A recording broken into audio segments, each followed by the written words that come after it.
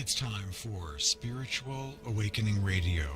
My name is James Bean, with you every week at this time, streaming via healthylife.net.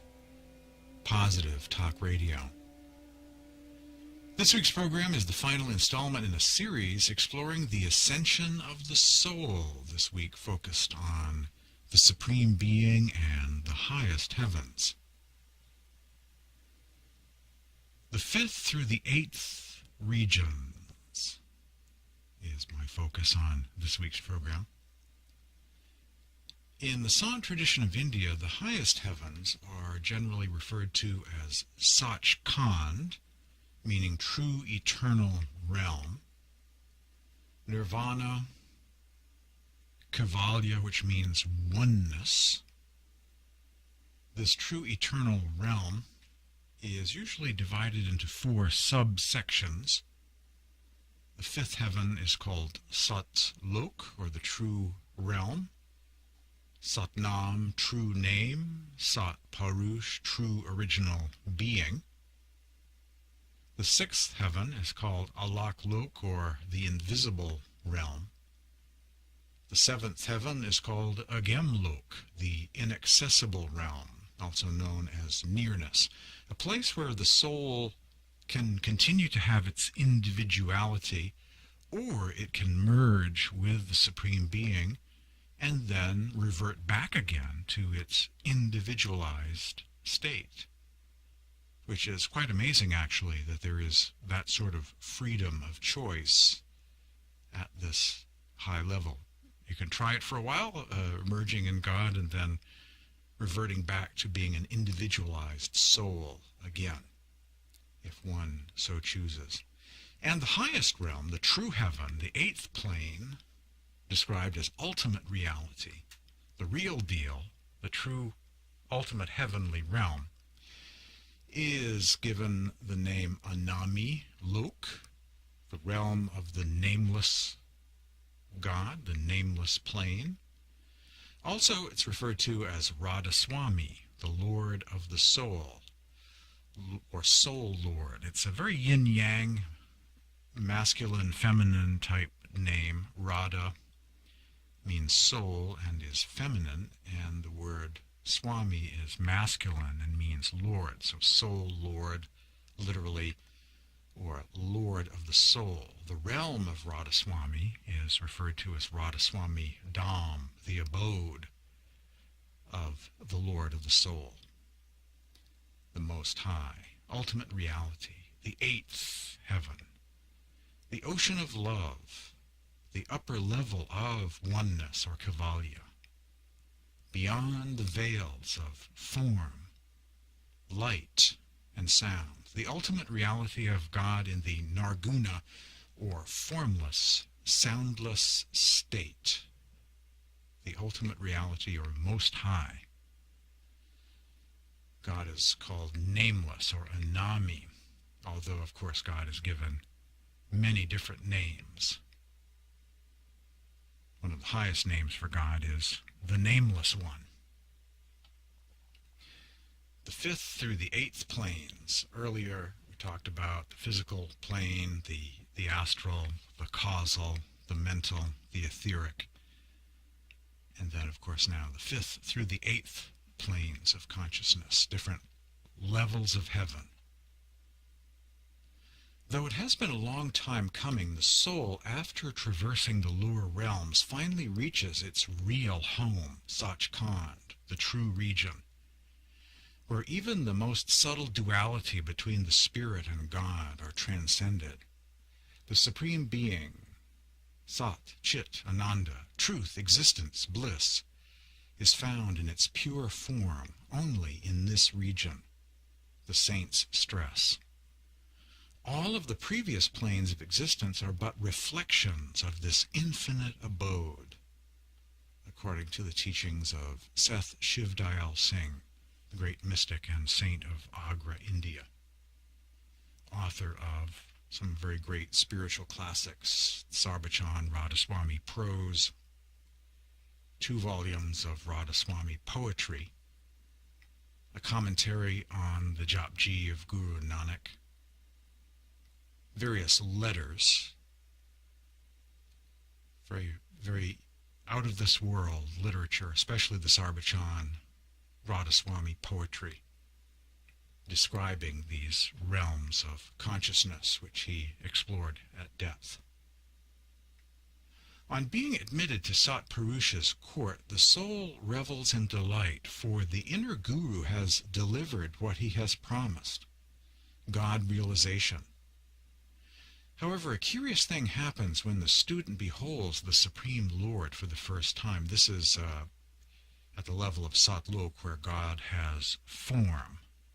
There are different levels of God. It's a very complicated kind of description being given in the Sant tradition, where you have different levels of God. The ultimate level, God is formless, nameless, soundless, beyond light.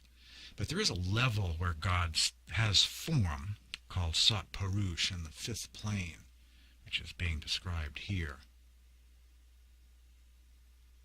A curious thing happens when the student beholds the Supreme Lord for the first time. The Guru is seen not as different from Sat Purush, or the true original being, God with form, but rather they are one and inseparable. All along it was not just a human being or an inner spirit guiding the yearning soul, but according to the saints, the Absolute itself. And I concluded last week's program by describing this process as God leading souls back to God. In other words, you have different levels of God. You have souls that have incarnated into various bodies, living lives on various planes of consciousness. So how does the Supreme Being communicate with souls?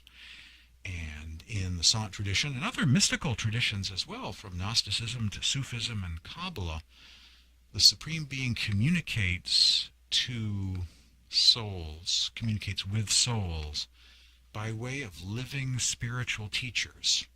I mean, there are many books around, there are many scriptures and writings by past masters, and that's great.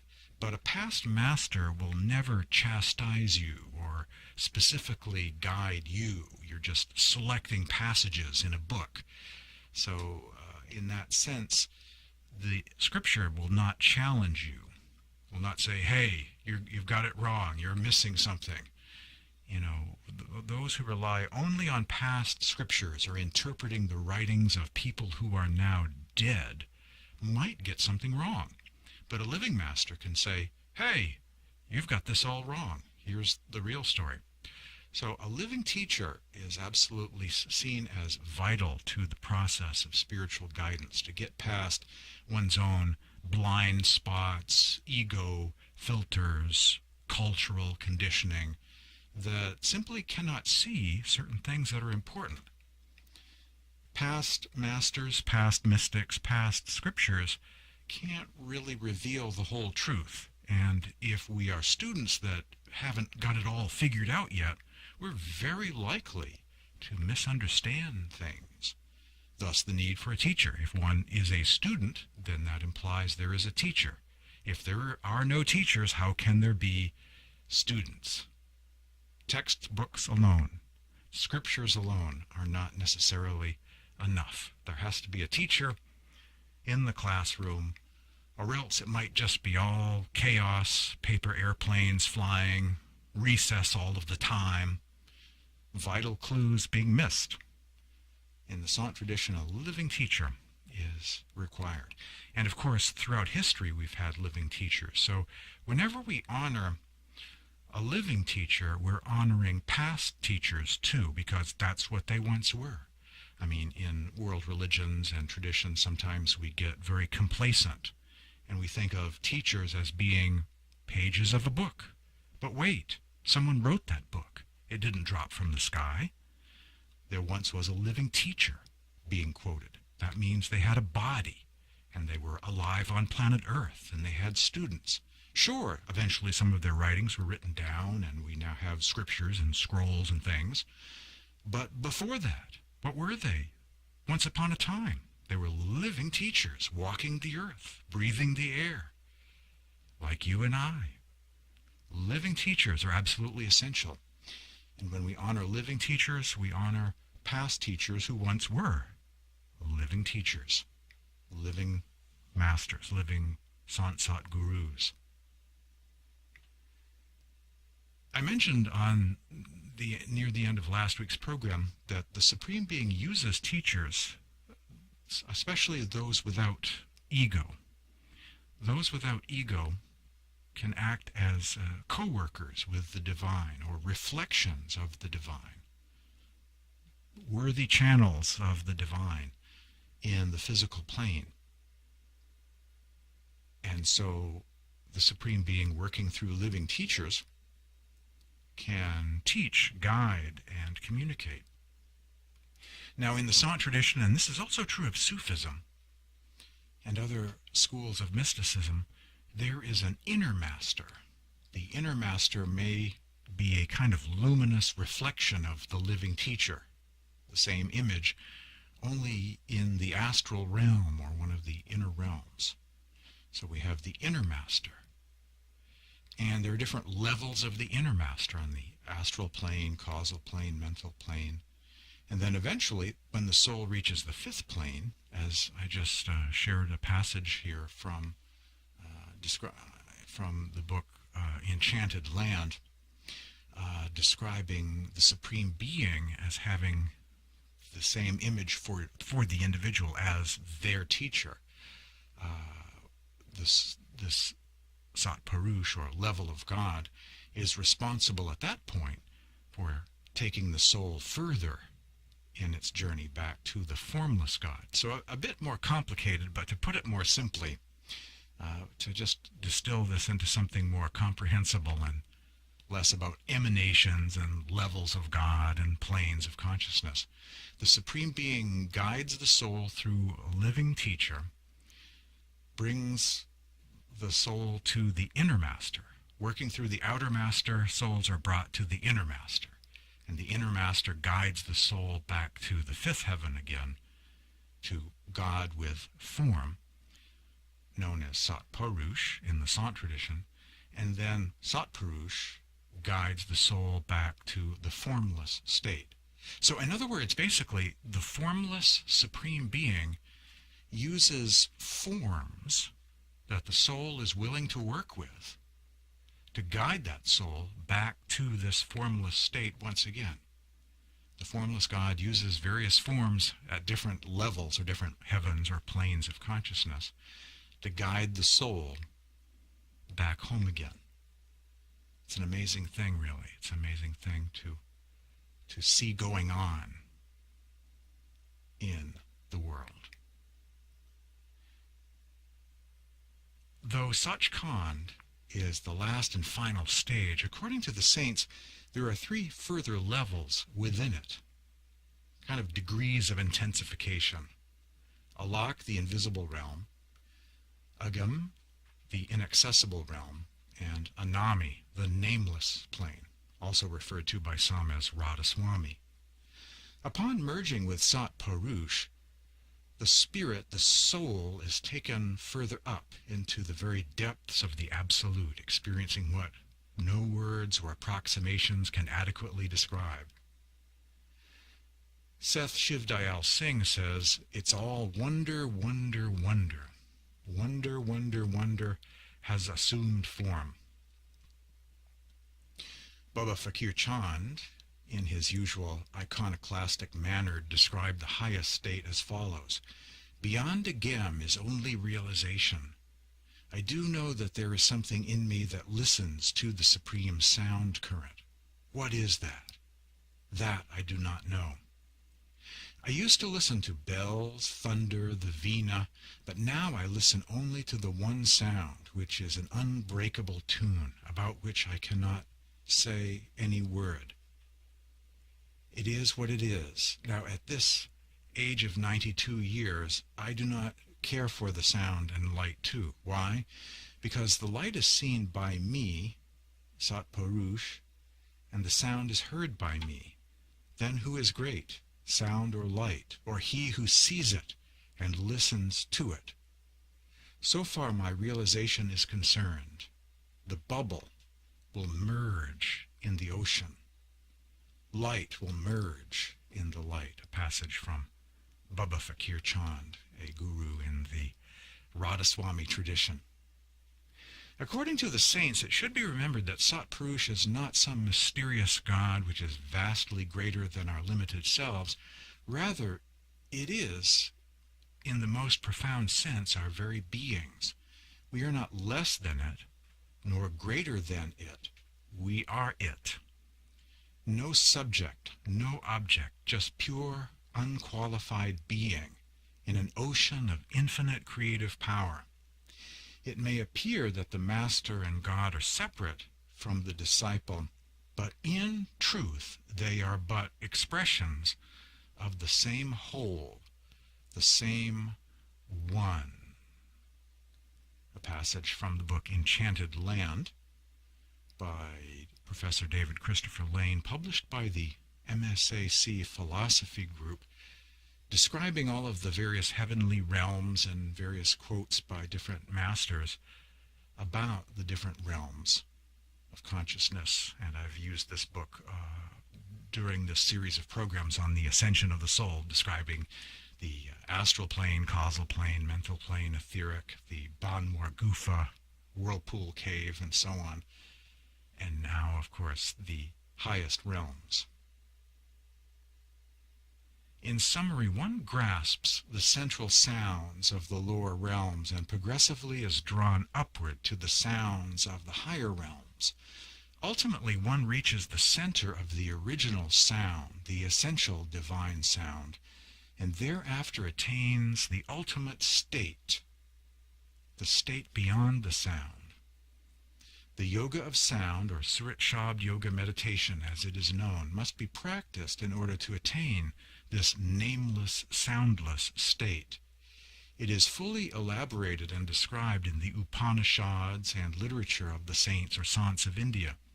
The yoga of sound is the medium to reach this state.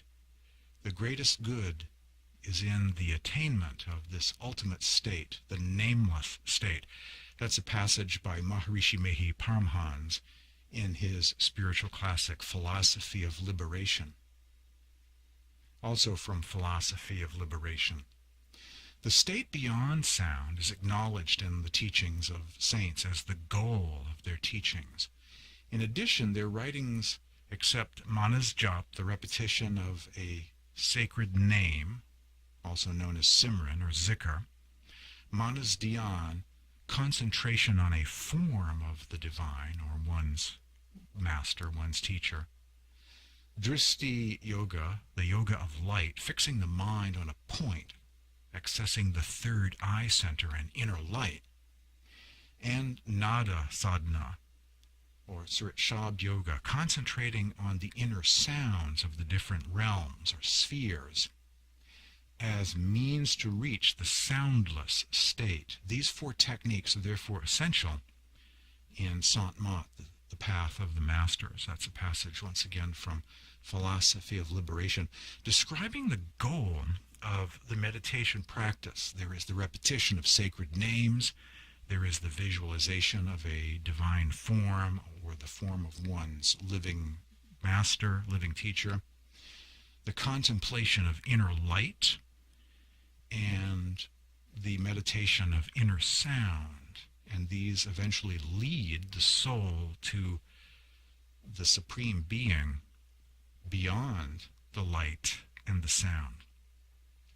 In some of the hymns of Maharshi Mehi Paramhans, God is described as being veiled by light and sound, very much reminding me of in astronomy, when descriptions of black holes are given. Black holes are these mysterious things where the rules are all thrown out. The laws of physics are tossed out, and you go to this faster-than-light, formless place beyond time, and out of the ordinary space-time universe into this mysterious other realm.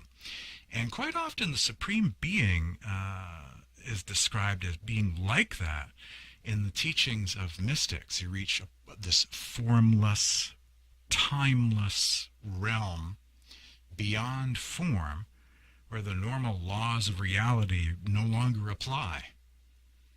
And there is a seeing beyond seeing, a hearing beyond hearing. It's not just soundless in the sense of no longer hearing sound, but going to this kind of anti-realm or alternate reality, given the name God, or Anami, Purush, or Radhasoami, beyond the realm of form, beyond time, beyond space, sometimes referred to as the Nameless State, or Anami Purush, or Anadi Purush, God beyond sound, God beyond light.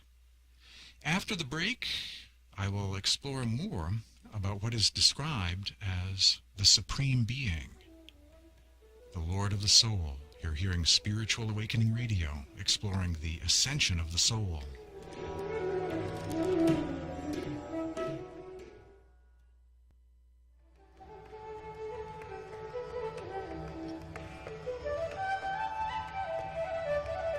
Welcome back to Spiritual Awakening Radio. My name is James Bean. My website is spiritualawakeningradio.com. If you'd like to receive a copy of the Ascension of the Soul e-booklet, if you'd like to receive a copy of my Charts of the Heavens, Heavenly Realms, a picture sometimes really is worth 1,000 words, and I have several charts, actually, of all of these regions of consciousness and heavens that I have been attempting to describe during this Ascension of the Soul series. If you'd like to receive these things, send me an email, james@spiritualawakeningradio.com. Request a copy of the Ascension of the Soul booklet and Charts of the Heavens, and I'll be happy to send those to you, and it will help make things a lot clearer. And it's fun to create these things, to put into words and to describe some of the great mysteries of the kingdom of heaven. Things that were never seen before are now in writings. Things that were once kept secret are now hidden in plain sight for those who are not flooded with information and distracted by the internet and overwhelmed by thousands of voices and paths and yogas, scattered with attention scattered to the point where they can't notice these things. In this age, it's not so much about access to information as it is about not being scattered and drained and overwhelmed with information to the point where you can't say, wow, that is important. That's not just another website. That's not just yet another thing on the internet, but something more vital, something that's deeper, something that reveals the teachings of the masters, who are not newbies to the world of spirituality with some introductory kind of book, but represent ancient traditions that have been on this planet for thousands of years.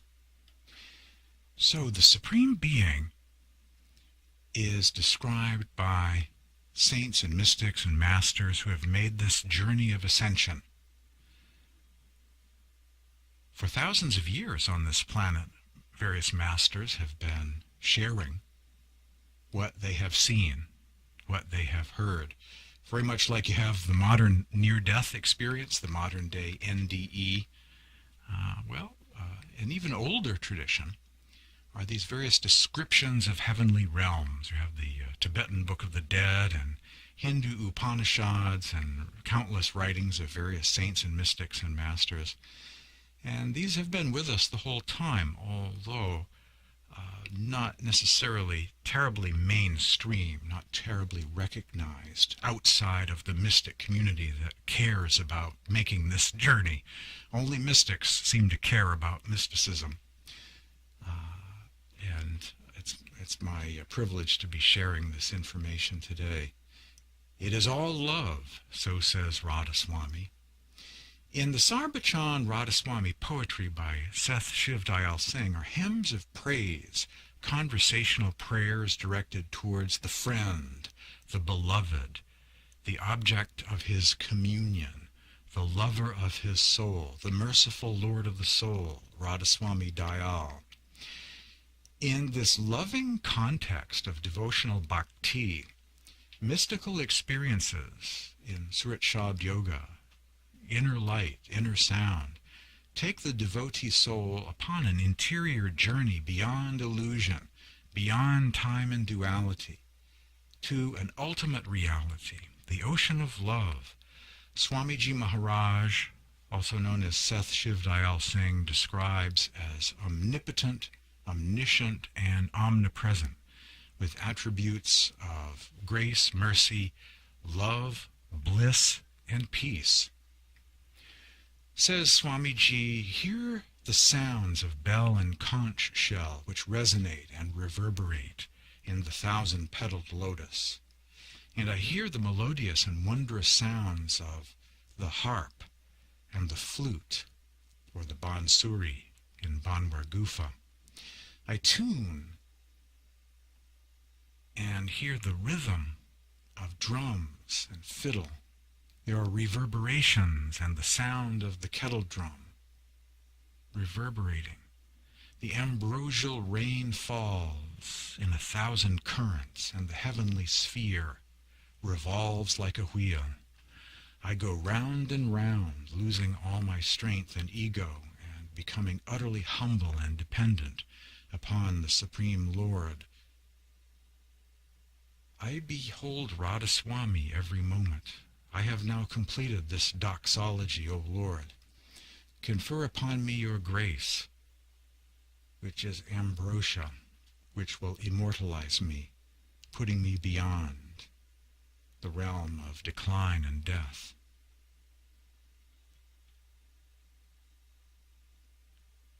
The Surat steps forward and goes to perceive Agam Lok, the inaccessible sphere. The sheen and luster of the inaccessible Purush, or being, is amazing, wholly distinct, for his brilliance and luminosity excels the light of trillions of suns. Beyond that is the Nameless One, Anami Purush, who is described as infinite. None can go there except the saints, who have termed it their own original eternal abode. Radhaswami, I adore and worship you, for you have revealed to me the mystery. Swamiji Maharaj says, from one step to another, the soul beholds strange things which cannot be described in human language.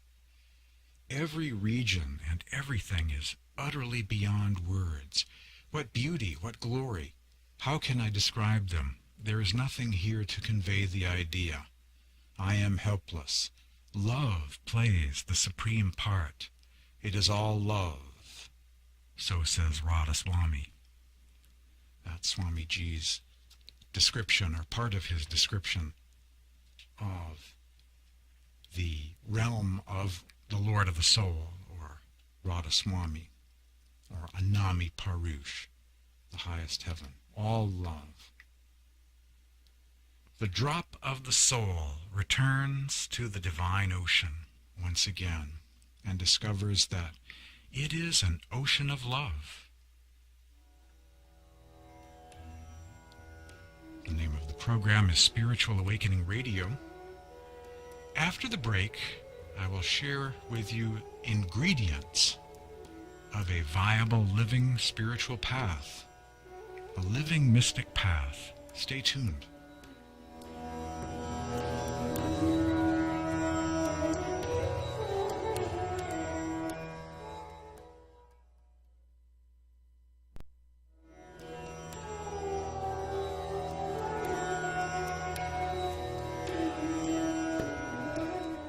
The Ascension of the Soul.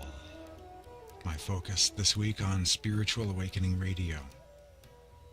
The journey back to love, the interior voyage of the soul, passing through different layers of meditation and inner experience, back to the ocean of love once again, the Supreme Being, described with terms such as Anurag Sagar, ocean of love, and Radhaswami, Lord of the Soul.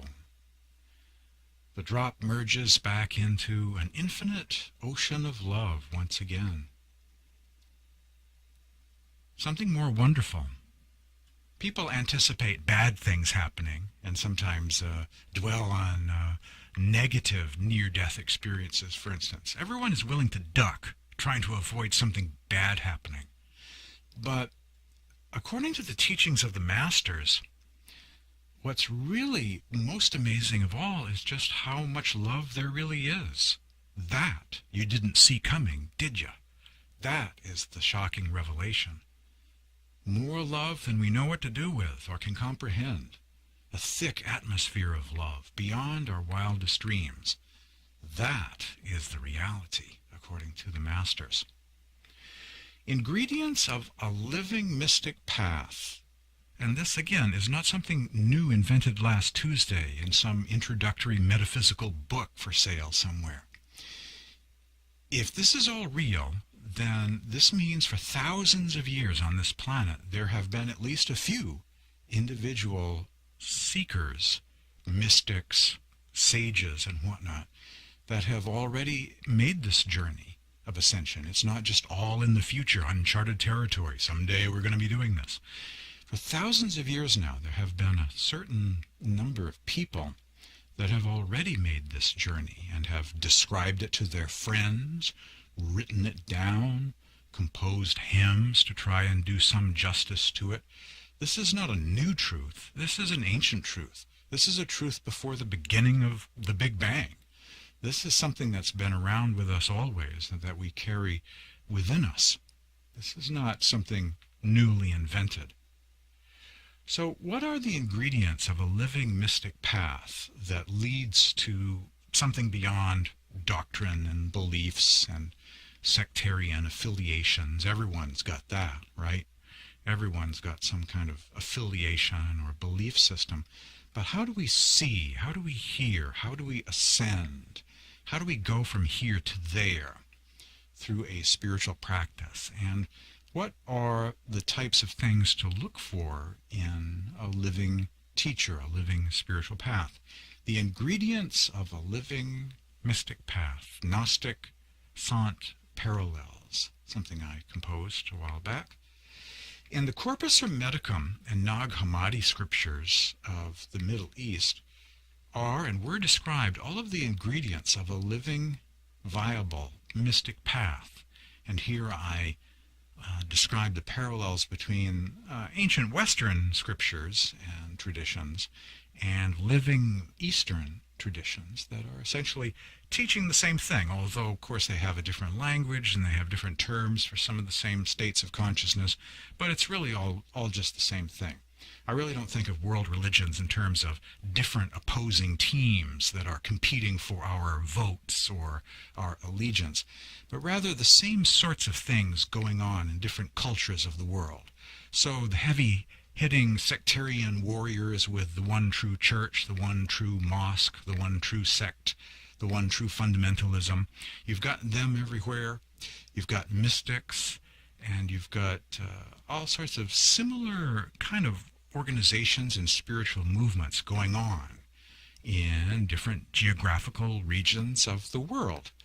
And so you've got mystics, you've got institutionalized religions and rituals, and all of the same sorts of things going on in different cultures, different parts of the world, including traditions of mysticism and meditation, those people willing to undertake the journey here and now during this life. The ingredients of a mystic path. 1, living teachers, living masters with students. Past masters, scrolls, cuneiform tablets, old scriptures are not enough. A living guide is required. When you meditate with a living teacher, you may not only receive knowledge or guidance about meditation, but you may get kind of a jump start just by sitting near them. I've noticed improvements in my meditation just talking with someone on the phone for a bit. Whenever we connect with other people, we are influenced by them. So if we're meditating with other advanced meditators, that can have some sort of mysterious effect on our own meditations. It's like a jump start, or something becomes easier about the process when we meditate with others, especially someone more advanced than ourselves.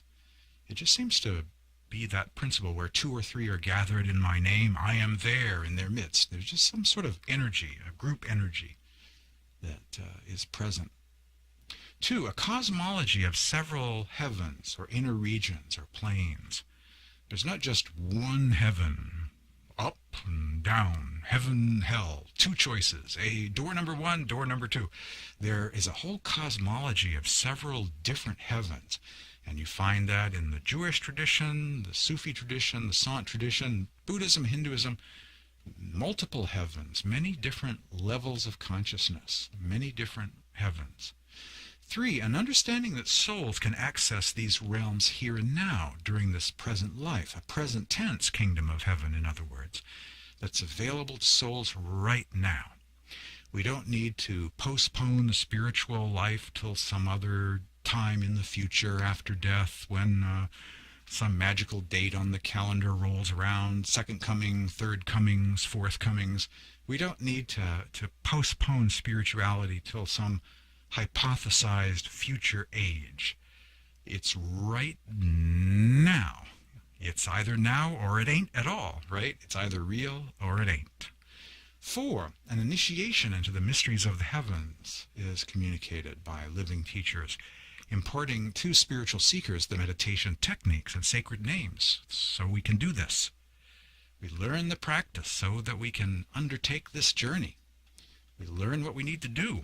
It's not just be ye perfect as your Father in heaven is perfect. Okay, how do we go about doing that? It's not just what, but how. Number 5, visionary and auditory mysticism, inner seeing and inner hearing. Descriptions of souls traveling through various inner regions, and they recognize where they are by their ability to see and their ability to hear. And after the break, more. I'll finish this list. There are 7 points altogether. I'll share with you more about the ingredients of a mystic path. Stay tuned. You're hearing Spiritual Awakening Radio.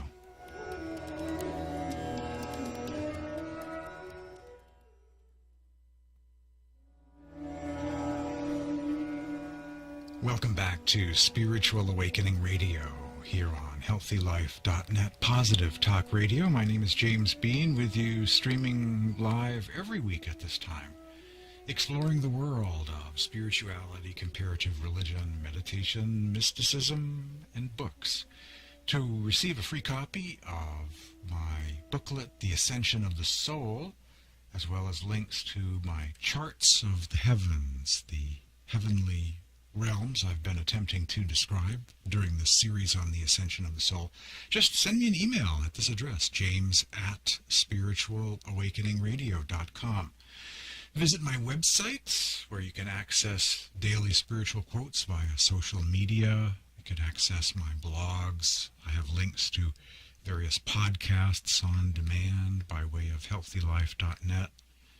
Lots there. The website, there is a donate button. There are links to various sites I have created online, including an e-library of free books on the web, spiritualawakeningradio.com. Picking up where I left off, the 7 ingredients of a living mystic path. 1, once again, spiritual teachers, living masters, living guidance. Cuneiform tablets are not enough. Old scriptures are not enough. A living guide is extremely required. Now, some people are queasy about having a living guide because they don't know anyone they can trust. But blessed are those who do find a teacher that they can trust and are comfortable with, and someone who is ethical, honest, and genuine, walks the walk, and provides all of the guidance with nothing missing. That's not an easy thing to find, I recognize, and blessed are those who have found such a guide, a living teacher.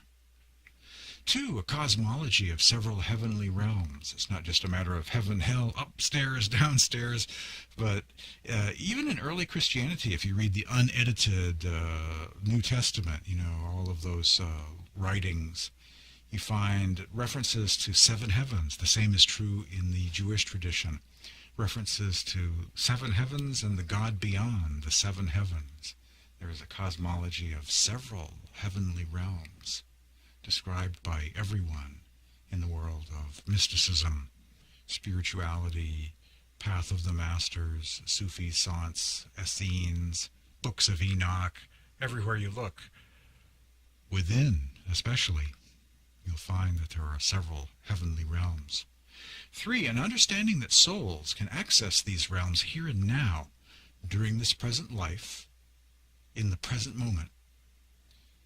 It's not a spirituality that has to be postponed till some magical date on the calendar or second coming. No need to wait for signs in the sky. We don't need permission from anyone, any god or government or religious institution. We don't need to wait for signs in the sky that say, okay, it's now okay to be spiritual. We can tune in to the divine realms like radio waves, tuning our radio to the right station. We can do that right now in this present moment.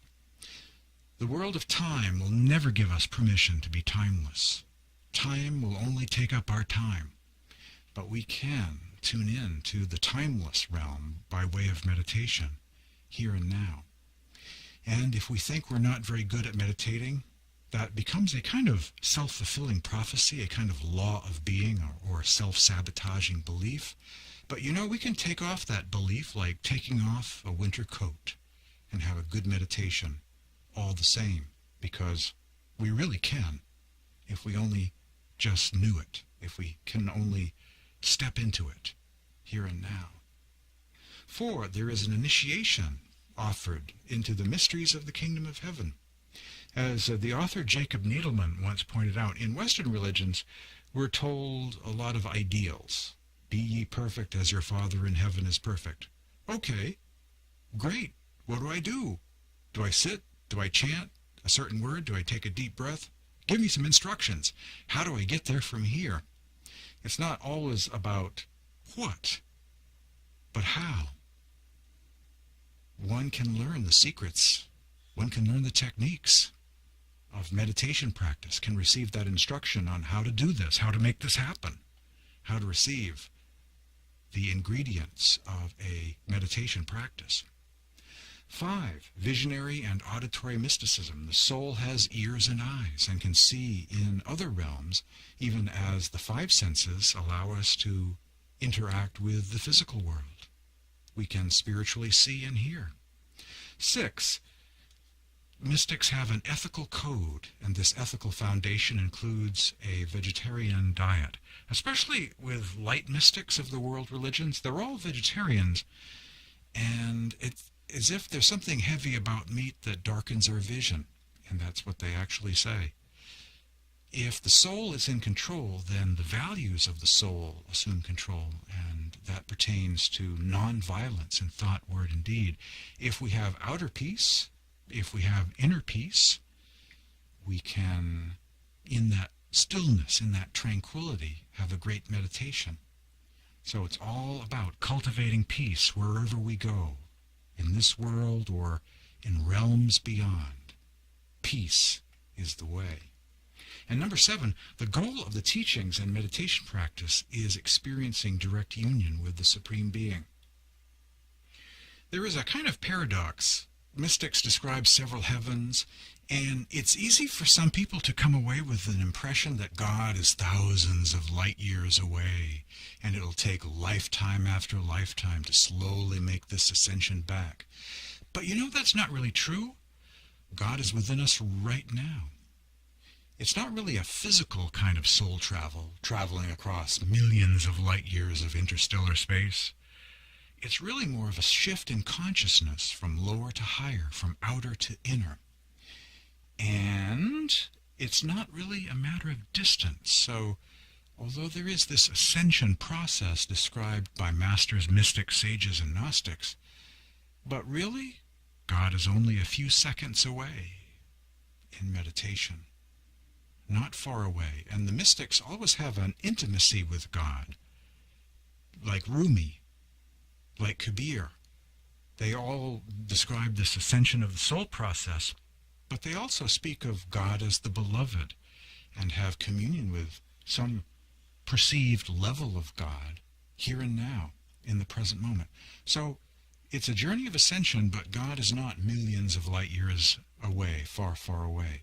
Not at all. God is just a deep breath away, just a matter of closing one's eyes and focusing.